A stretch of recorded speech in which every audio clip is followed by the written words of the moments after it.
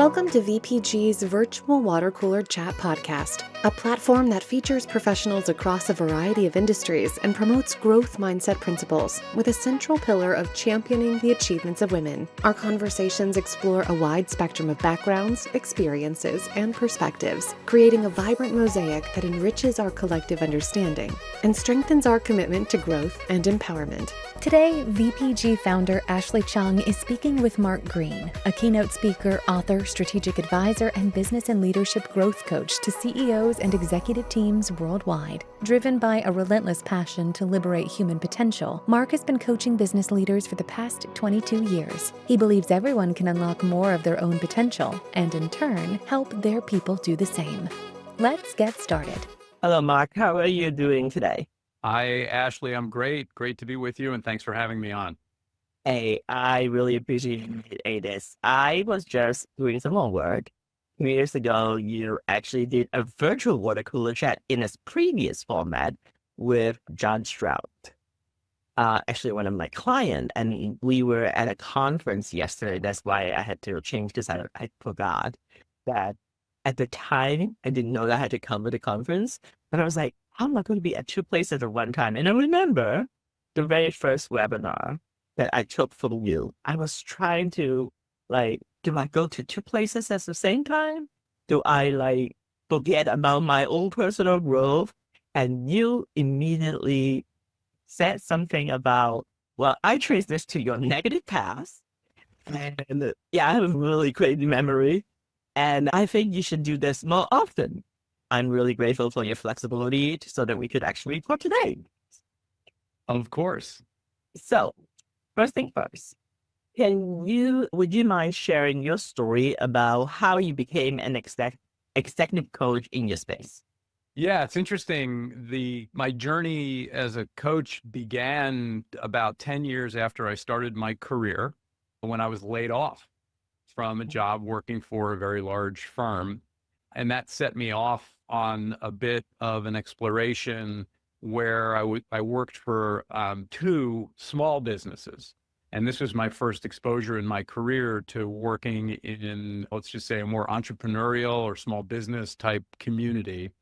And then I had the opportunity to do some work with my brother and his wife in their marketing business, which was a third small business essentially.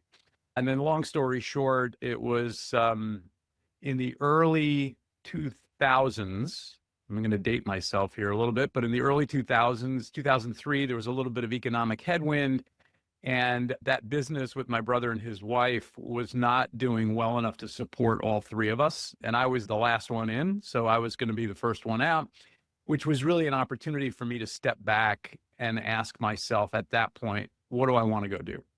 What do I want to go do? And it took me about a nanosecond, Ashley, to come to the conclusion that, well, I'm not sure what I want to do, but one thing I don't want to do is go work for someone else ever again. And so that was the inception. And so Performance Dynamics Group, which is my firm, was launched in July, I think it was July of 2003, as a leadership development training company.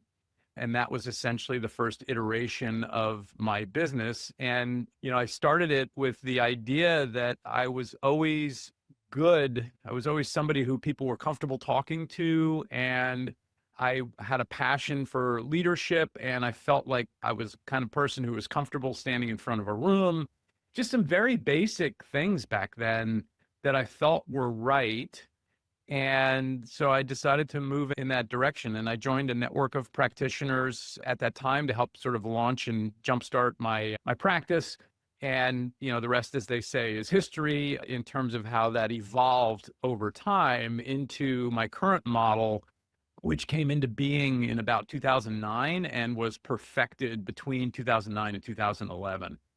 And now I'm just amazingly grateful that I'm in a position where I'm able to coach and mentor other coaches around the world and help them in a way like I help my clients, accelerate their path to the success they want without having to learn all the hard lessons themselves, right? And so I think that's a part of it. So that's the short version of the story in terms of how I came to be in the coaching space and then how I evolved all the way through it.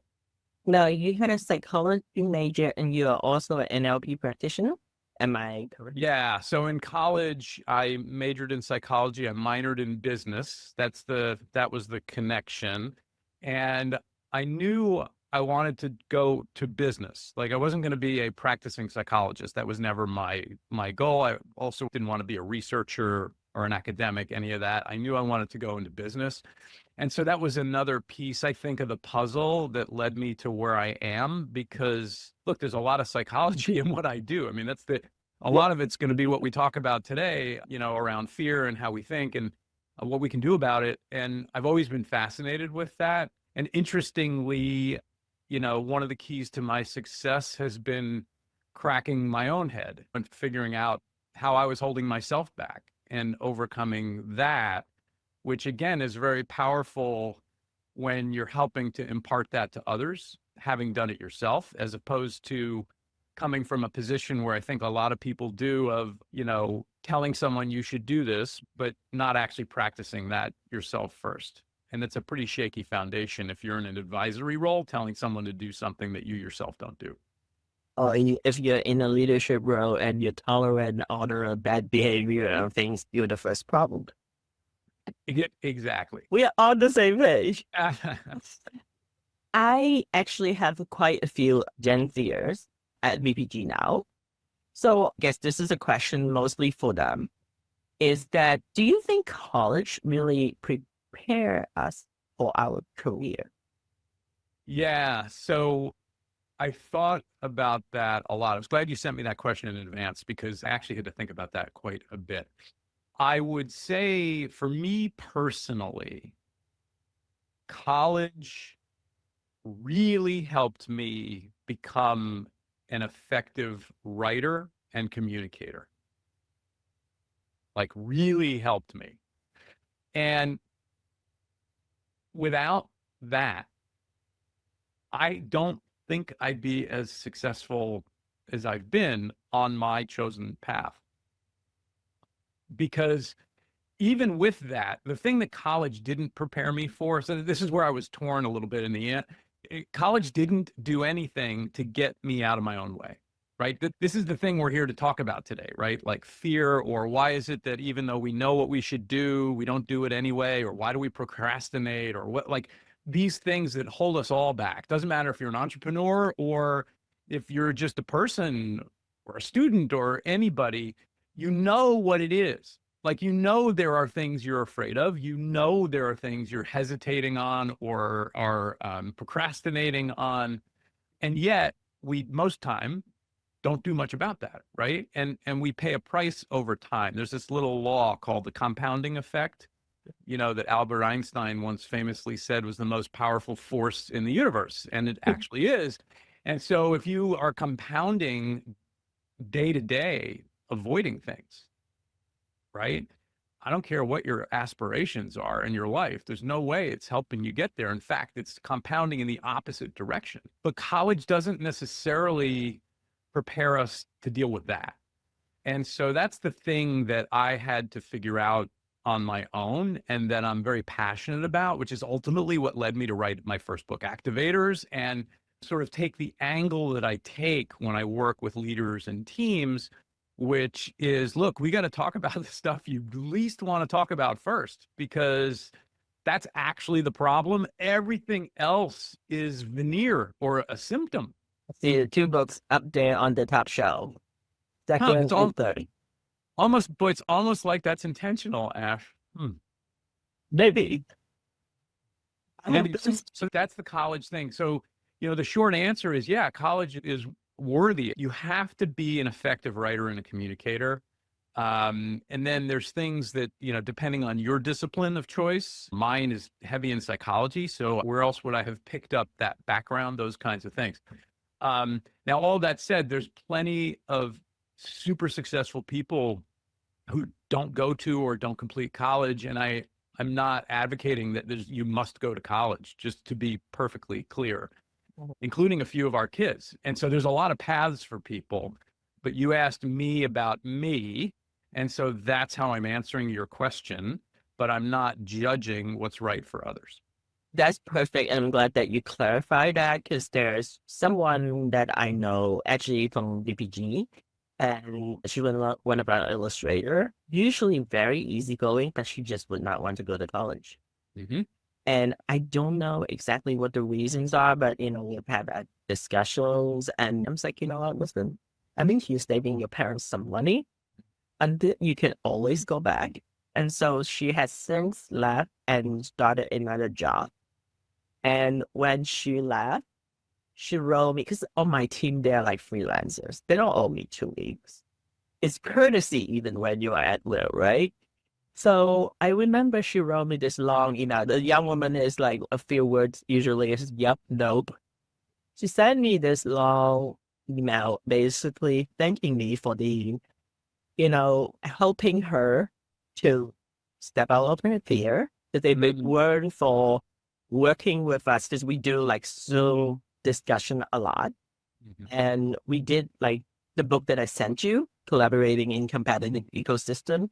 We did it via Zoom because she's in Texas, I'm in Virginia. Both of us are like fear of speaking, which is the title of today's podcast. It's From Fear to Action. So I think a lot of time, fear is false evidence appear real. At least that's what I've heard, right? So sometimes it's like I have tons of fears, and I didn't know exactly how to start a business, but I also didn't want to continue working for other people. Now it's becoming more clear that there's certain intention, certain things that kind of come to fruition that I had not intended, but I found that it was such an amazing thing that I created this company so that all of us can actually be sitting here talking and chatting about fear to action. So can you share with us why you titled this From Fear to Action? And also maybe we could talk about in the context of the growth trap, how we actually tame the monkey mind so that we can actually not procrastinate and just do it. Yeah. So, From Fear to Action could be an alternate title for my book, Activators, right? A CEO's Guide to Clearer Thinking and Getting Things Done. That's the fancy pants title, but it could be From Fear to Action because that's really what it's about. In fact, as you know, I publish a monthly newsletter. It goes out to about 140,000 people worldwide each month. And the one for this month, it's April now when we're recording this, is on closing your saying doing gap, right? So it's the gap, closing the gap between what you say you want or what you say you're going to do and then what you actually do. And it's the same idea, from fear to action. It's the exact same topic. So in my research for activators, the fundamental question behind the book was, why is it that generally successful, smart people, despite knowing what they need to do and generally knowing how to do it, still don't get it done? Like, why is that? Right? Why is that? And that was the fundamental question of the book. And what my research led me to is 3 hidden growth killers: our motivators, our habits, and our beliefs. And we're going to focus today on the motivators, just to be clear, and not talk about the rest. Otherwise, we'd be here for a very long time. And there are 2 motivators that motivate any observable behavior in the animal kingdom, essentially. Okay. One is what I call inspiration, which is the idea of getting more of something good. Okay. That's a motivator, right? And the other is fear, which is essentially avoiding something bad, right? And by the way, just think about the life of a gazelle somewhere on the plain in Africa, and that gazelle's entire life and behavior is determined by those 2 motivators. Either I want more of something good, right? Or I want to avoid something bad, in many cases, something really bad. So that's it. And it's true in humans as well. It's true in humans as well. And so inspiration, we just know intuitively, is a very effective motivator. Getting more of something good, and that the good could be a feeling, it could be money, it could be, it could be something concrete, or it could be something emotional. And the same is true on the other side with fear, right? And so fear is a motivator. It's a very powerful motivator, though. In fact, the research shows that fear holds about twice the weight of inspiration from a motivational point of view, right? Which means that if you are in a situation where you've got something this big that you're afraid of, but you've got something this big that's motivating you, that might actually put you in procrastination, because this is weighed the same as this. So on the scale, right, this weighs the same. And so the trick here is, well, how do we either make this go to that, like a little smaller to tip the scale this way, or how do we make this go to that to tip the scale that way, right? And so we're playing with our motivators when we're in the topic of how do we get past fear. Now, not all fears are created equal. And again, my research brought me to the idea that there are three fundamental types of fear that affect entrepreneurs, business leaders. And they are ego. These are going to sound familiar, by the way. Yes. They should sound familiar. Ego, scarcity, and failure. And let me describe each of the three briefly, Ash, and then I'll turn it back over to you to sort of guide where you want to go from here. So ego, your ego is your judging and comparing self. Okay, your ego is always in the background, chirping in your brain. How do we stack up? How do we stack up? How do we stack up? And so what an ego-based fear is about worrying about how others are going to perceive you. So for example, if you take a business leader who's avoiding having a hard conversation with a problem employee, who's been in the company for some number of years, and they avoid that conversation, they're avoiding the conversation primarily for fear of how the conversation is going to affect that relationship.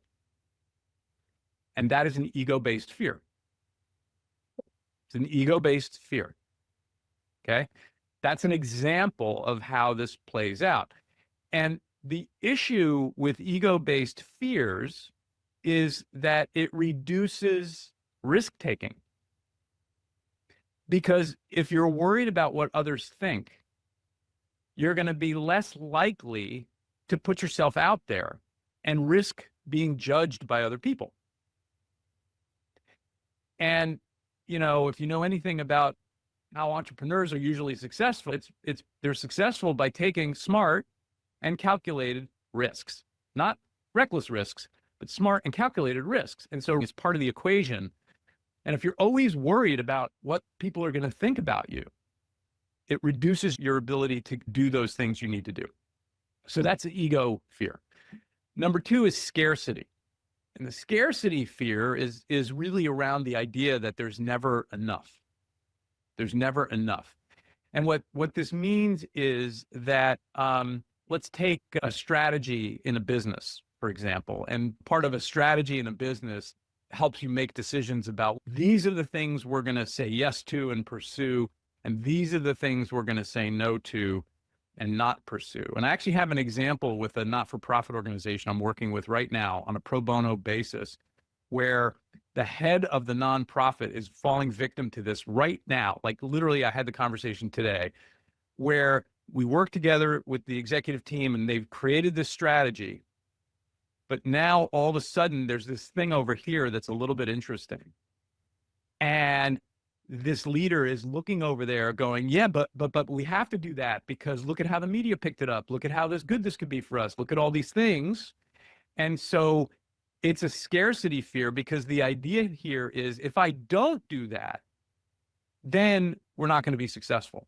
As opposed to actually staying on your path. And so scarcity fear tends to become very distracting because you're always willing to engage with the new thing rather than stay the course. And this is like sort of entrepreneurial ADD, if you will, which is something that we've, witnessed and seen.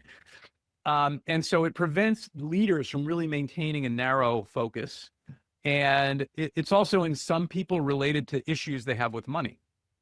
And so I see organizations and business leaders doing a little bit too much bootstrapping and not making smart investments in outside expertise.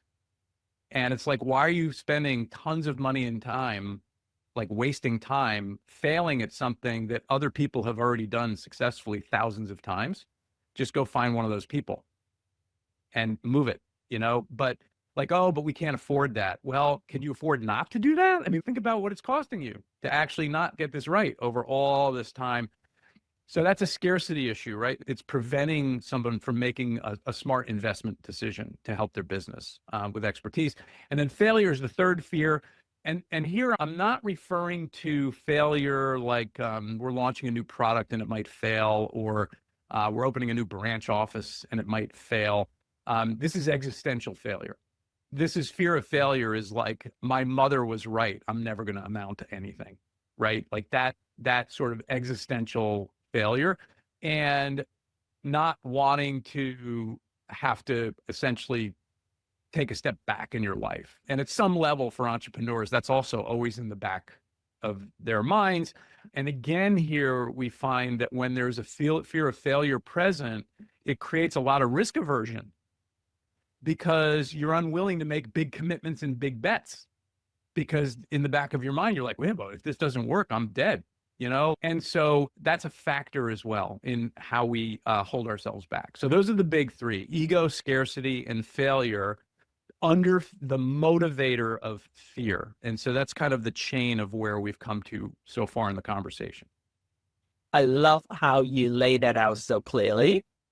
I was thinking I wanted to maybe talk about what my immediate reaction or response would be for each one of those fears. The first one on ego, the way it immediately came to mind is the cultural differences. I am Asian American and Chinese American to be specific.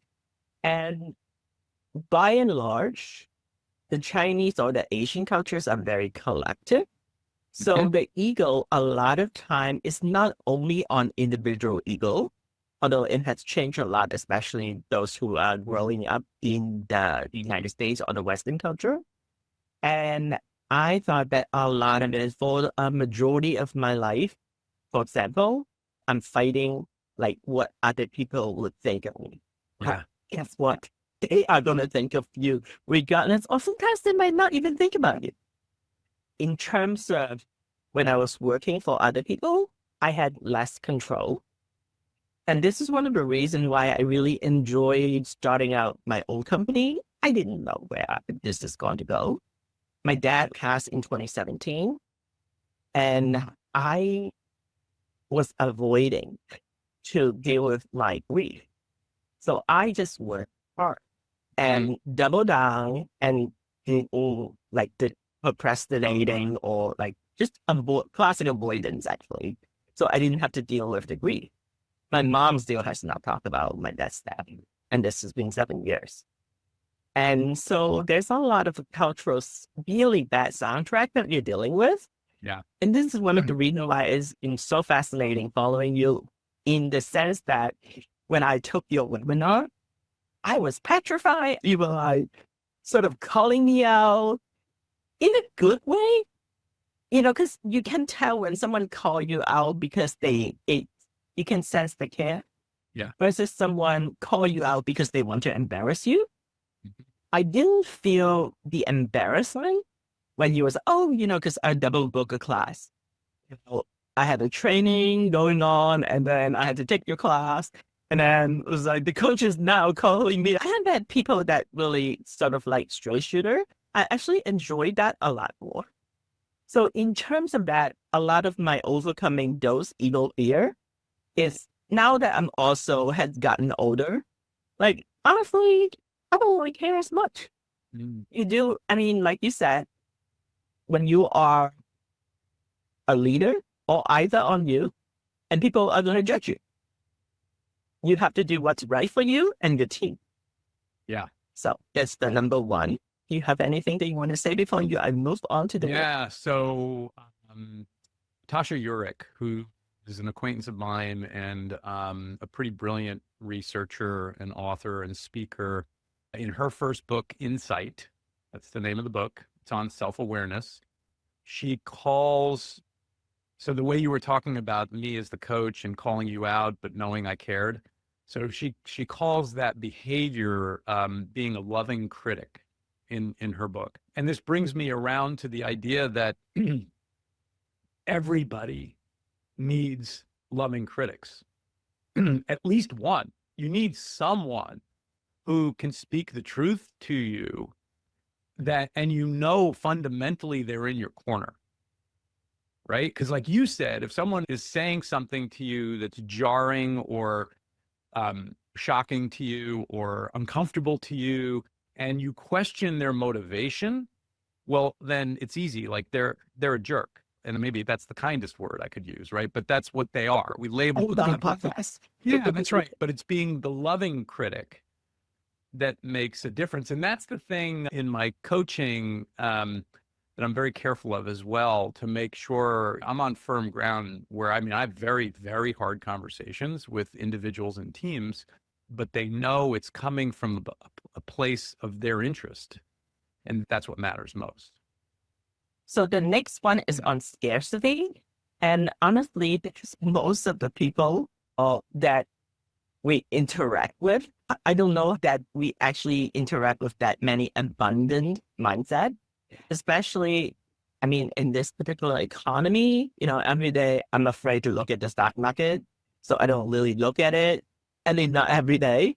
When you were talking about the scarcity, I guess I wasn't quite clear because I always think that there isn't enough.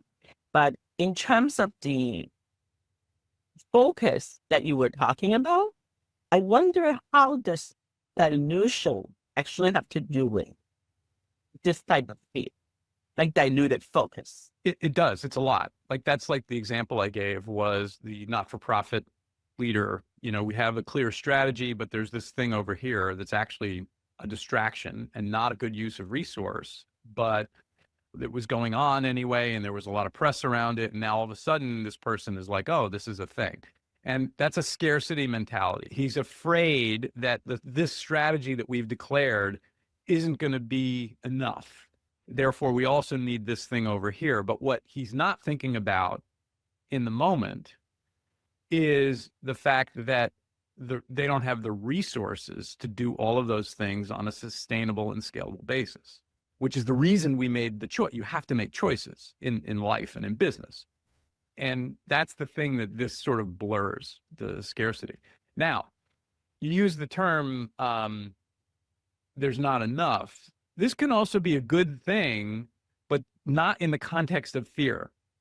So one of the other topics that I talk about a lot is the power of high expectations, right? Raising the bar on yourself, raising the bar on your team.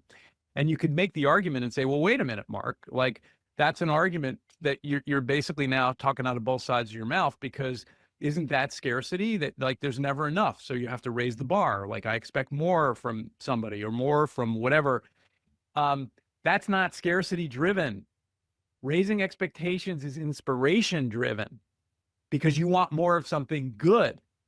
Whereas what we're talking about here is the fear side, which is potentially avoiding something bad, which if you got like FOMO, fear of missing out, like, hey, if we don't pursue this in addition to our strategy, we're gonna miss out. It's not gonna help our organization. That's fear. Do you see the difference? So the idea that in your head with yourself and with your people, you're driven a little bit by it's never enough. Like I want more, like we could be better. How do we continue to be better? That's on the expectation side. That's actually inspiration, right? Because that's what you want. You want people to learn and grow and improve and get better. just as I say those things, right, you probably feel a little emotional lift. Whereas on the other hand, we're talking about, well, if we don't do that, then it's never going to work. We're never going to get where we want to go. And you can feel it like suck you out, right? It's like brings you down. Because one of the things I want to talk about here is your emotions as an indicator to tell you that you're in fear. And it's something that, again, they don't teach you in college. They don't teach you this anywhere. And it's one of the things I really learned and perfected in my NLP training, my neuro-linguistic programming training, which you mentioned earlier, is your emotional guidance system as a helpful indicator. So I don't want to digress too far because you're reacting to the 3 and we're on scarcity, but that's what comes to my mind hearing what you just had to say. I think sometimes it's just that we just have to practice. A lot of it is like creating habit. So that however you look at something, it could be like 2 sides of the same coin. It's just what you choose to focus on. Mm-hmm. The next one is on failure. Well, I had plenty of fear of that, but one of the big one is the fear of public speaking. Mm-hmm. So virtual water cooler chat, for example, it was a sort of a webinar, and we've done a live LinkedIn, had done it with Sasha, and had Jonathan interview you. Part of it is to overcome my own fear of public speaking. Because as a business owner, you have to be able to present and also present your idea cogently and coherently in a very concise manner. And I am not a very concise person, so I'm working on it. So I said, oh, we should have webinars. So we did have webinars. And eventually I had to think about like how to pivot. So I changed it to be a podcast. So Virtual Water Cooler Chat is now on season 3. And we have released 70 episodes. Mm-hmm. And I think one of the things that most of my guests, people often wonder how I get my guests. A lot of podcasts, their guests were selected by the producer, which I love, but I don't have anyone else but me pick my guests. Because that's my passion project. I love it. I mean, kind of sucked the first couple of ones. And then I think eventually it becomes a habit. Mm. And then I still, like when I do podcasts, I do research and everything, but I have found myself having less anxiety because I just know that I'm talking to people. And this is sort of, like I said, a passion project, so that it's something that helped me feel good. And I enjoy talking to people. So that was good. Because of that, I think that it also extended to public speaking on stage. Mm. So I did one on March 20th. It was in front of the PTA Bar Association. And it's actually a group of like 300-400 patent attorneys and judges. So that's a big room. That was my first big one. So let me ask you a question. Yes. I think I know the answer, but I'm not quite sure. So did you die? Did you actually die when you got on stage? Like drop dead and die of a heart attack? Oh, you didn't. Imagine that. Like, so you actually lived through it. Amazing. Amazing. No, that's fantastic. That's fantastic. And you're modeling through your experience here the way past some of this stuff. There's 2 ways to affect change personally. One is what I call thinking your way into being, and the other is being your way into thinking. And the thinking your way into being is the safe choice, right? Oh, I want to get better at public speaking. So what am I going to do? I'm going to start reading books. I'm going to start following some people. I'm going to start, maybe I'll enroll in a class, like all those things, right? And my hope is that if I do those things over time, I will become more comfortable. Therefore, I will be able to do the thing that I say I want to do. That's like the thinking your way into being path, right? Now, the good news is it works. It works. But the bad news is it can take a pretty long time. Now, let's go the other way for a minute and talk about being your way into thinking. Being your way into thinking is, I want to get better at public speaking, so I'm going to launch a podcast and figure it out, right? And it doesn't mean you're not going to follow people and read books and do all those other things, but you're taking the first step to just do it, to just start doing it. Because what you said before is beautiful and exemplifies what I see in this pattern of being your way into thinking. Is you kind of said, so I just did it. The first few were really bad, but like it just got easier. And the more I did it, the more it was easier. And then all of a sudden I blink my eyes and I'm standing in front of a room of 400 people live doing a talk. Like, that's amazing. And by the way, it happened a whole ton faster, I guarantee you, than, Ashley, if you had made the other decision at the fork in the road and went down the think your way into being route. And there can be some ego fear in here too, because like you said, the first few podcast episodes weren't very good. And so you're like, well, do I really want to do this? What if it's bad? What are the people going to think, right? That's ego fear. You got to get over that and just do it. Because I'd rather see people engaging in doing in sort of a shitty or mediocre way at first.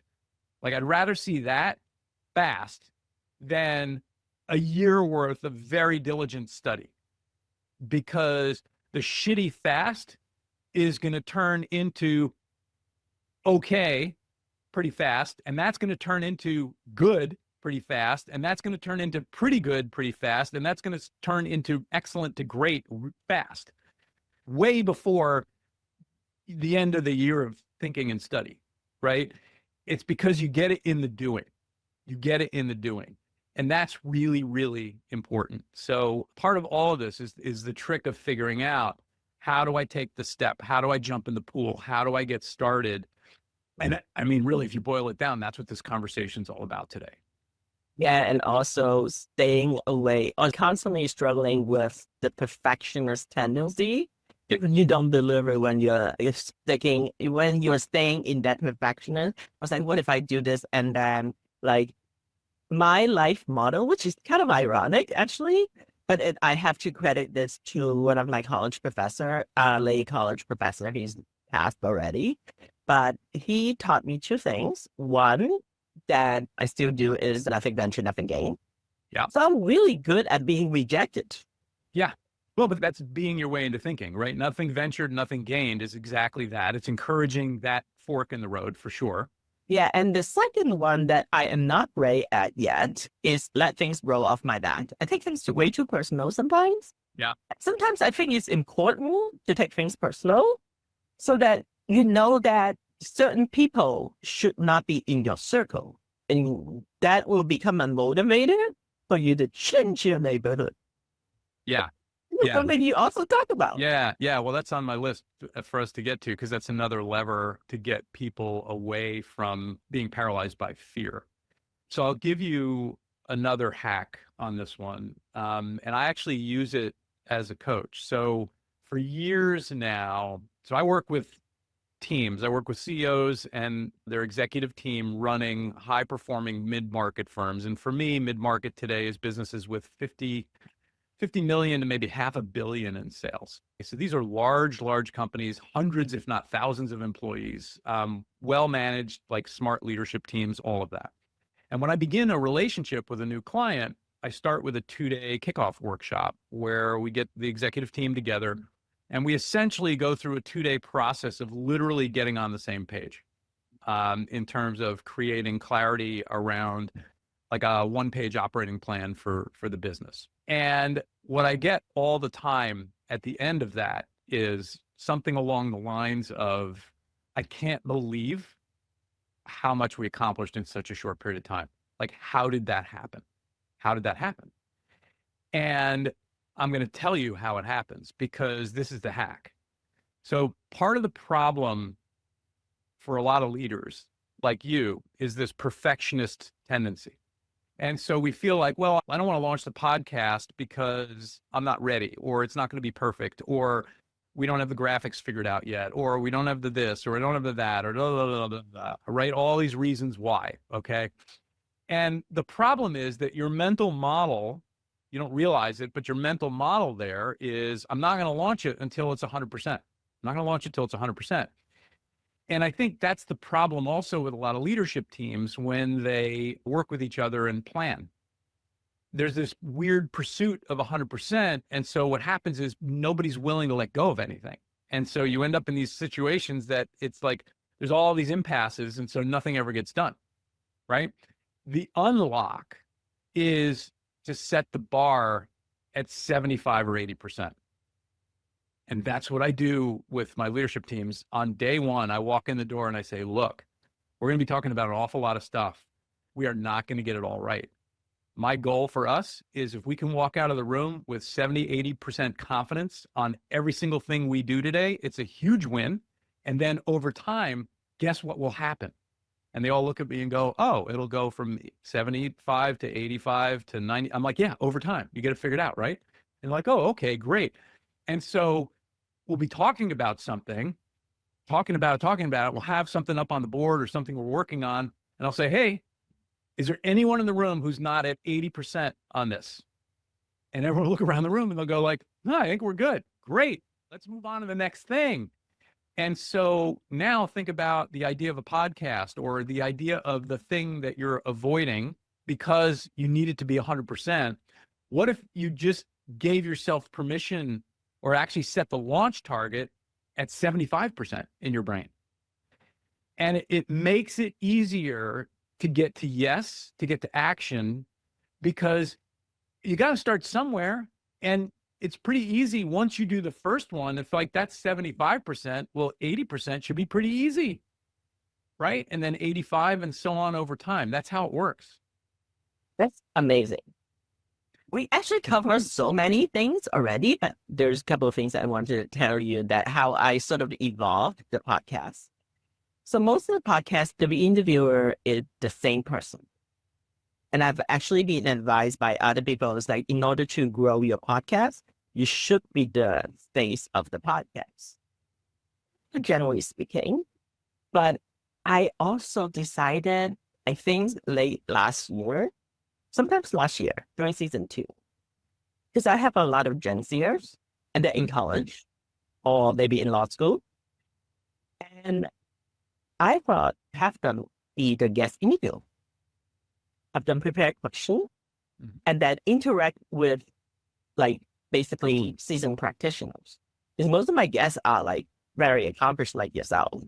That way they can kind of go through the questions, but I do prep with them. Because I'm legal, so everything has to be prep. Yeah. In terms of letting them have the comfort level, asking questions and basically being polite, courteous, and things like that. So that has become quite an interesting model, because now I'm like thinking of different opportunity and which person will be great to interview with whatever guest. And when I am not actually interviewing, I usually will be the one recording them. Mm-hmm. And they have been doing so great, and that's really amazing.